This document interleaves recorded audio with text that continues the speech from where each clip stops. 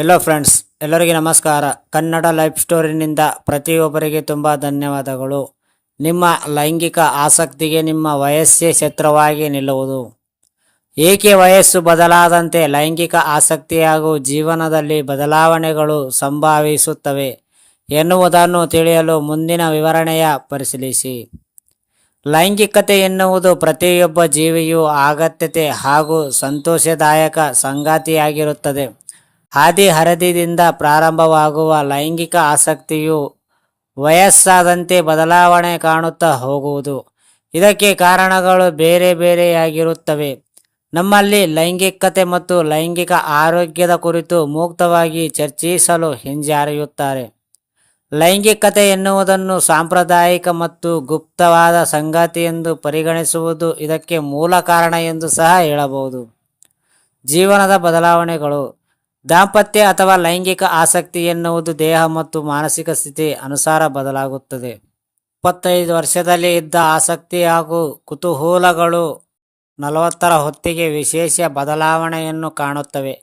ಹಾರ್ಮೋನುಗಳ ವ್ಯತ್ಯಾಸ, ಗರ್ಭಧಾರಣೆ, ಕೌಟುಂಬಿಕ ಜವಾಬ್ದಾರಿ ಹಾಗೂ ಇನ್ನಿತರ ಸಂಗತಿಗಳು ಲೈಂಗಿಕ ಆಸಕ್ತಿಯನ್ನು ಕಡಿಮೆ ಮಾಡುತ್ತವೆ.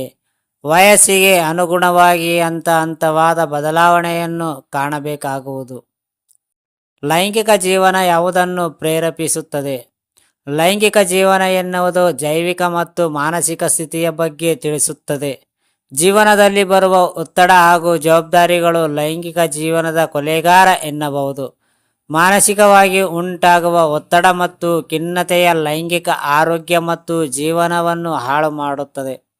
ಸಂಗಾತಿ ಹಾಗೂ ಅವರ ಭಾವನೆಗಳ ಮೇಲೆ ನಮ್ಮ ಮಾನಸಿಕ ಸ್ಥಿತಿ ಹಾಗೂ ಲೈಂಗಿಕ ಆಸಕ್ತಿಯ ವಿಶೇಷವಾದ ಪರಿಣಾಮವನ್ನು ಬೀರುತ್ತವೆ. ನಿಯಮಿತವಾದ ಕೆಲಸ, ಆರೋಗ್ಯಕರ ಜೀವನ ಶೈಲಿ ಮತ್ತು ವಿಶ್ರಾಂತಿಯನ್ನು ಪಡೆಯುವುದರಿಂದ ಲೈಂಗಿಕ ಆರೋಗ್ಯ ಹಾಗೂ ಮಾನಸಿಕ ಸ್ಥಿತಿಯಲ್ಲಿ ಸುಧಾರಣೆ ಕಾಣಬಹುದು. ಹಾರ್ಮೋನುಗಳ ಪಾತ್ರ. ಲೈಂಗಿಕ ಜೀವನ ಹಾಗೂ ಆಸಕ್ತಿಯಲ್ಲಿ ಮಹತ್ವದ ಪಾತ್ರ ವಹಿಸುವ ಅಂಶ ಎಂದರೆ ಹಾರ್ಮೋನುಗಳು. ಮಹಿಳೆಯರಲ್ಲಿ ಮತ್ತು ಪುರುಷರಲ್ಲಿ ಭಿನ್ನವಾದ ಹಾರ್ಮೋನುಗಳು ಬಿಡುಗಡೆಯಾಗುತ್ತವೆ. ಇದು ವಯಸ್ಸಿನ ಅನುಗುಣವಾಗಿ ಬದಲಾವಣೆಯನ್ನು ನೀಡುವುದು. ವಯಸ್ಸು ಹೆಚ್ಚಾದಂತೆ ಹಾರ್ಮೋನುಗಳ ಬಿಡುಗಡೆಯಲ್ಲಿಯೂ ಕುಸಿತ ಕಾಣುವುದು. ಆಗ ವ್ಯಕ್ತಿ ನೈಸರ್ಗಿಕವಾಗಿಯೇ ಲೈಂಗಿಕ ಆಸಕ್ತಿ ಕುಸಿದು ಪರಾಕಾಷ್ಠೆಯಲ್ಲಿ ನಿರುತ್ಸಾಹ ಸೇರಿದಂತೆ ಇನ್ನಿತರ ಸಮಸ್ಯೆಗಳು ಹೆಚ್ಚಲು ಪ್ರಾರಂಭವಾಗುತ್ತದೆ. 20ರ ಹರೆಯದಲ್ಲಿ ಲೈಂಗಿಕ ಆಸಕ್ತಿ. 20ರ ಹರೆಯ ಎಂದರೆ ಲೈಂಗಿಕ ಆಸಕ್ತಿಗಳು ಆಗ ತಾನೇ ಚಿಗುರೊಡೆದಿರುವ ಗಿಡದಂತೆ ಇರುತ್ತದೆ. ಉದ್ರೇಕ, ನಿಮಿರುವಿಕೆ, ಲೈಂಗಿಕ ಆಸಕ್ತಿ ಆ ವಿಷಯಕ್ಕೆ ಸಂಬಂಧಿಸಿದ ವಿವಿಧ ವಿಚಾರಗಳು ಹೆಚ್ಚು ಆಸಕ್ತಿದಾಯಕವಾಗಿರುತ್ತದೆ. ಅವು ಜೀವನದಾದ ಆಸಕ್ತಿಯನ್ನು ಸಹ ಹೆಚ್ಚಿಸುತ್ತವೆ.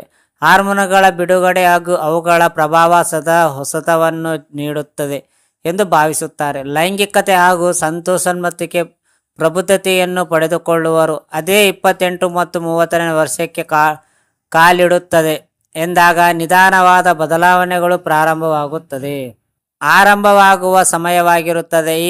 ಈ ಸಮಯದಲ್ಲಿ ಲೈಂಗಿಕ ಆಸಕ್ತಿ, ಸಂವೇದನ ಎಲ್ಲವೂ ಕಡಿಮೆಯಾಗುತ್ತದೆ. ಜೊತೆಗೆ ವಿವಿಧ ಆರೋಗ್ಯ ಸಮಸ್ಯೆಗಳು ಲೈಂಗಿಕ ಆಸಕ್ತಿಯನ್ನು ಕಡಿಮೆ ಮಾಡುತ್ತವೆ. ಹಾಗಾಗಿ ಸಂಗಾತಿಗಳು ತಮ್ಮ ಆರೋಗ್ಯ ಹಾಗೂ ಜೀವನದ ಜವಾಬ್ದಾರಿಗಳ ಕುರಿತು ಪರಸ್ಪರ ಮಾತನಾಡಿಕೊಳ್ಳಬೇಕು. ಸಮಸ್ಯೆಗಳನ್ನು ಚರ್ಚಿಸಿ ಸೂಕ್ತ ನಿರ್ಧಾರವನ್ನು ಕೈಗೊಳ್ಳಬೇಕು. ಆಗ ಇಬ್ಬರು ಹೊಂದಾಣಿಕೆ ಹಾಗೂ ಪ್ರೀತಿ ಸದಾಕಾಲ ಇರುವುದು ಜೀವನವು ಸುಂದರವಾದ ಸಾಗಿಸುವುದು. ಫ್ರೆಂಡ್ಸ್, ಹೇಗಿದೆ ಸ್ಟೋರಿ? ಈ ಸ್ಟೋರಿ ಕೇಳಿದ ಪ್ರತಿಯೊಬ್ಬರಿಗೆ ತುಂಬ ಧನ್ಯವಾದಗಳು. Thank you so much.